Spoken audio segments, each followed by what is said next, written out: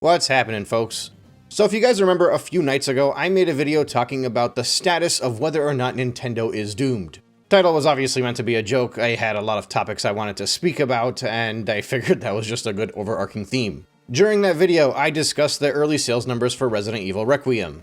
Those numbers were primarily from the UK. The numbers were hinting that the portion of sales for the Nintendo Switch 2 version of Resident Evil Requiem, specifically the retail sales data for Resident Evil Requiem, if you included the Generations packs, was around 7%. And of course, these numbers were backed up by an actual insider in the industry, Chris Dring. Now, Chris Dring, I'm assuming he got fed up with a lot of the delusion he's seen around the discussions in Nintendo circles, because he decided to just start spitting out straight facts and data over the last week. He estimated that the Nintendo Switch 2 sales were estimated to be 20% down in January, specifically for the United States, which effectively would mean that from November, December, and January, the Switch 2 has been down 35 to 40% total. Of course, that's in comparison to the first year of the Nintendo Switch 1, specifically when you're comparing those same months in 2017 and early 2018. And then following that, he indicated that the Nintendo Switch 2 sales for Resident Evil Requiem are not huge. This of course just led to a plethora of attacks and insults thrown his way. Basically, attacks by people that insist on downplaying all of the information that he has access to. But the reality is, he has access to this data, whether or not people want to deny it.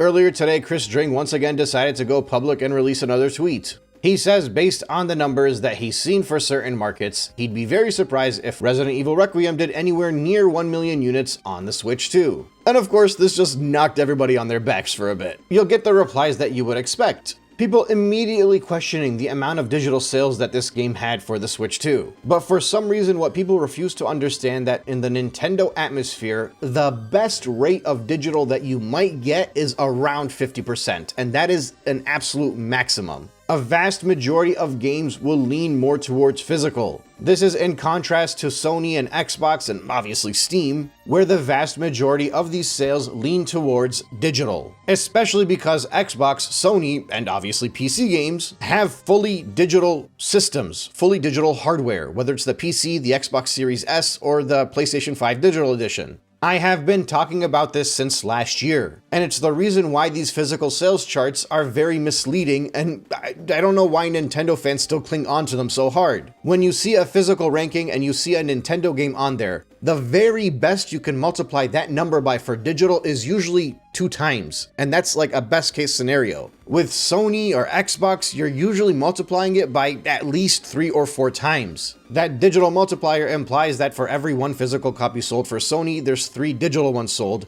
and for Nintendo, for every 1 physical copy sold, at best, there's another digital copy sold. But a lot of the discourse around what's digital and what's physical and what's being sold, I've noticed more often than not just comes down to vibes. So for example, right now with Pokemon Pokopia, in the Western markets, the pre-order numbers and the sales that you're seeing on Amazon, they're not indicating that the game is a flop, but they're not anywhere near as high as some of the pre-order numbers that you're seeing in Japan. And so now people are looking at it and being like, yeah, Pokopia is the kind of game that most people would just want on their Switch 2 digitally. It's all just based off of vibes. There's no data or evidence to back that up. In fact, through the entirety of the Nintendo library, there is data and evidence to suggest otherwise. And this is seen in all of their financials. Again, at the very best case scenario, a game might have 50% digital and 50% physical. But don't just take my word for it. Chris Dring has access to the data. One user replies, "You seem really intent on downplaying third-party sales on Switch 2. Do the numbers that you've seen include digital?" And he replies, yes, digital is not a big percentage of Switch 2 game sales anyway. Another user asks, what data are you using to conclude that digital is not a big percentage of Switch 2 sales? Specifically, what makes you think that a game like Resident Evil that is sold out across numerous markets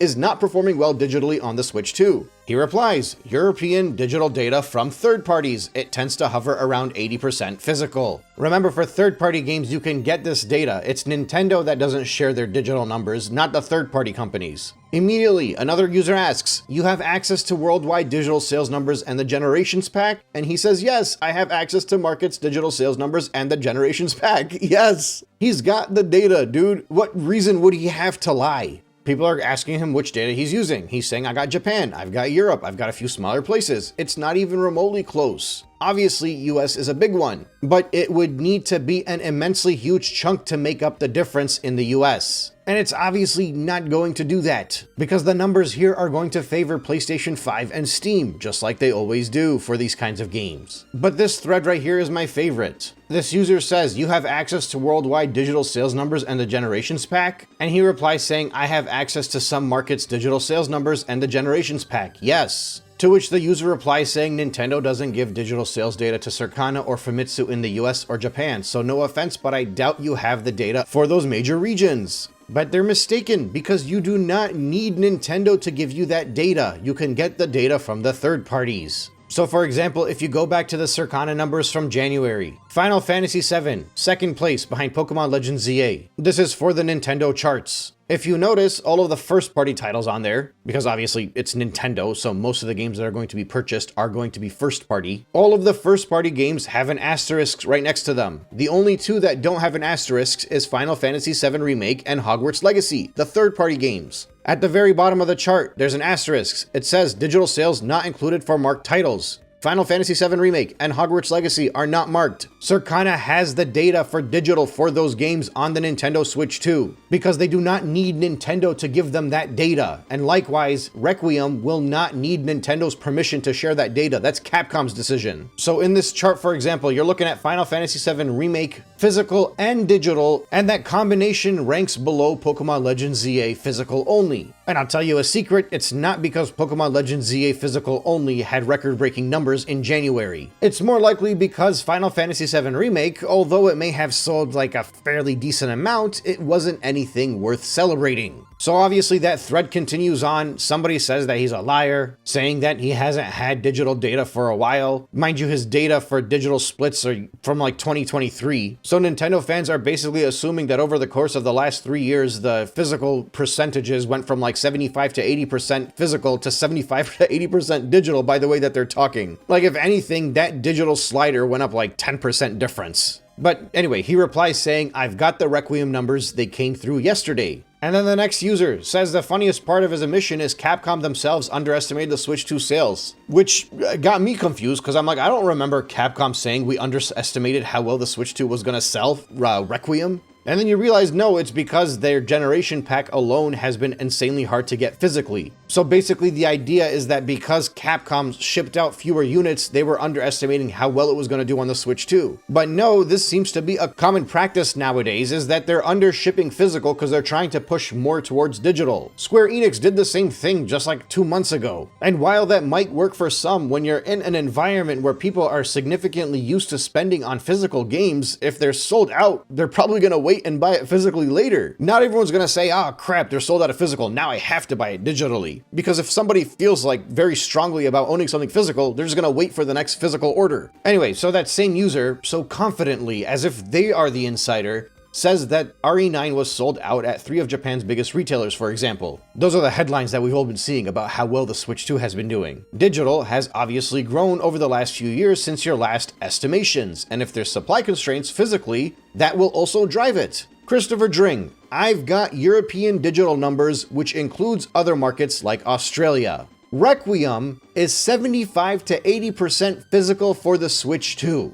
Boom! That is in the European markets, which largely skew towards digital over physical in general. So if in the European market, it's still 75 to 80% physical for the Switch 2, that means it might actually be even more physical in the States and especially in Japan. And look, we saw the ratio in Japan for the PS5 to the Switch 2 yesterday with the Famitsu numbers. Those were the physical numbers. Japan is the best chance to make it seem like Requiem is doing as well as it possibly could in comparison to the PS5. Japan is Nintendo's land. It's the Switch 2 land. And Resident Evil is a very popular franchise over there. It is home court advantage for Nintendo, more than anywhere else in the world. And the splits were 4-1 for the PS5. And mind you, there aren't even twice as many PS5s in Japan than there are Switch 2s. So it's not like there are 4 times as many PS5 owners and that's why it's a 4-1 ratio. No, there are fewer than 2 times the amount of PS5 owners as Switch 2 owners out there, and it's still a 4-1 ratio at physical. And if that's the physical split, that means the combined split with digital is going to be even worse for the Switch 2 in Japan. Because the digital multiplier for the PlayStation PlayStation 5 in comparison to the Switch 2 is going to be much more relevant. I mean, even if you say the PS5 you times it by 2 and the Switch 2 you times it by 1.5, that already increases the gap. I genuinely would not be surprised if the ratio of PS5 to Switch 2 buyers for Resident Evil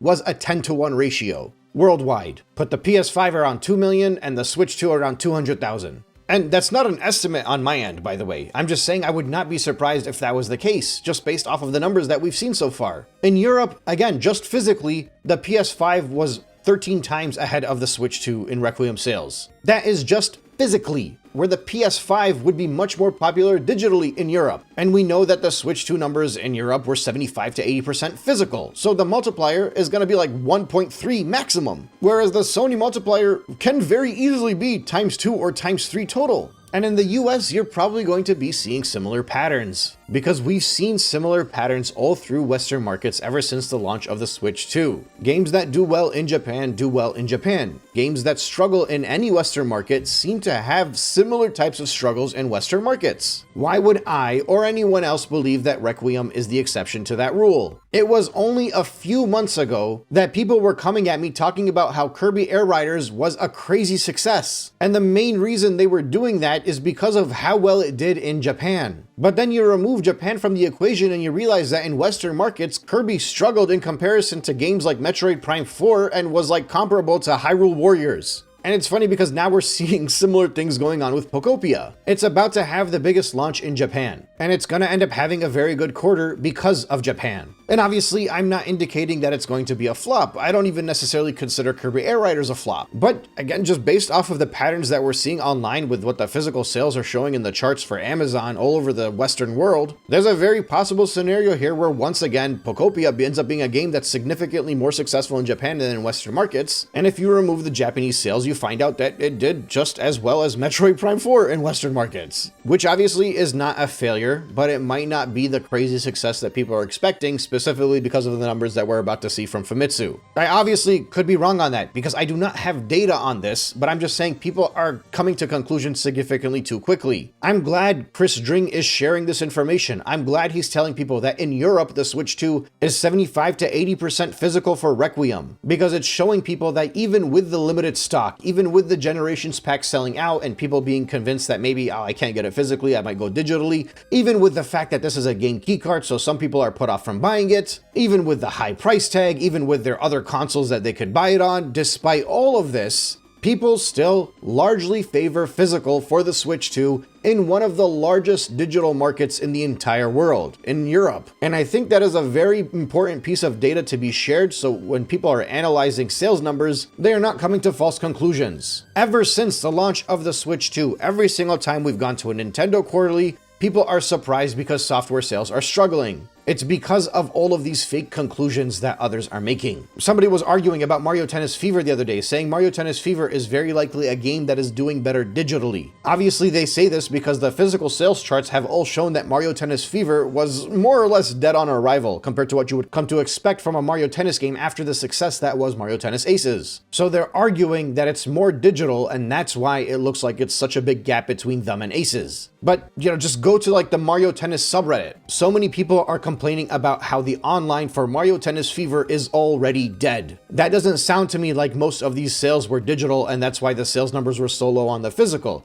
That sounds to me like it's a game that was dead on arrival. And look, obviously, with Resident Evil Requiem, we don't expect it to outsell the PS5. I don't expect it to outsell the PS5. In fact, I don't even think that it has to outsell the Xbox. I don't think it necessarily failed if it didn't outsell the Xbox. The Xbox is a larger market. These big boy games are more at home on an Xbox console than they are on the Switch 2. So I wouldn't necessarily slap Capcom on the wrist because the Switch 2 was not able to pull those kinds of numbers. But you can see through the discourse online that people need a reality check on this. It's the same way that they needed a reality check when the Switch 2 launched. The argument at the very beginning was that no matter what, this thing was going to grow and it was going to be larger than every other console. Every step of the way is going to break every single record. And then now when there's data that suggests that it's slowing down in Western markets and it will not sell as much as the Switch 1, the conversation completely shifted, and now people start to say things like, oh, well, I mean, it's obviously not going to sell as well as the Switch 1. Who's expected that? And it's like, I don't know, everybody? Literally everybody? Or like, the discounts that happened back in Cyber Monday, where people were swearing that it was impossible that a Switch 2 could ever get any kind of discount. And it got discounts all over Western markets starting from October until December. And even with those discounts, the sales stumbled in comparison to what the Switch 1 was able to accomplish in those same years. And yet all throughout that, people were still denying that these discounts were because the sales were struggling. There is a blind spot amongst the Nintendo fandom. And it's nice to see actual data being shared here with the digital rates for Resident Evil Requiem in the markets. 75 to 80% physical, and it was still significantly lower than what the PS5 did at retailers. That means the gap is a lot larger than people expect, which means the actual out-the-door sales numbers for the Nintendo Switch 2 are very low, or at the very least a lot lower than what the online discourse would have you suggest. The numbers can still be low and be considered a success for Capcom. I don't know what their threshold is and how much money they have to make for it to be worth it to continue porting games on the Switch 2, but it might be 200,000 copies sold at launch for all I know. I mean, massive games were still coming to the Xbox Series S, and that thing was a flop. So it all depends on how little money it takes to actually scale the game for the Switch 2, and obviously to market the games for the Switch 2. It also depends on the size of the studio. Maybe Capcom is able to do it even if they're not making as much money, whereas another third-party developer might be like, this is not worth the effort. But the point is that even if Capcom is satisfied with the numbers that are taken away, it still does not suggest that the ones that are playing these games on the Nintendo Switch 2 are nothing more than just a very small select minority of gamers. I am grateful that Chris Dring decided to share that information about the physical and digital split in the European markets for Requiem. I think that is a very important data point for people to keep in mind as we're looking at these charts going forward. In any case, that's all I have for right now. Thank you so much for listening, and I will catch you on the next one.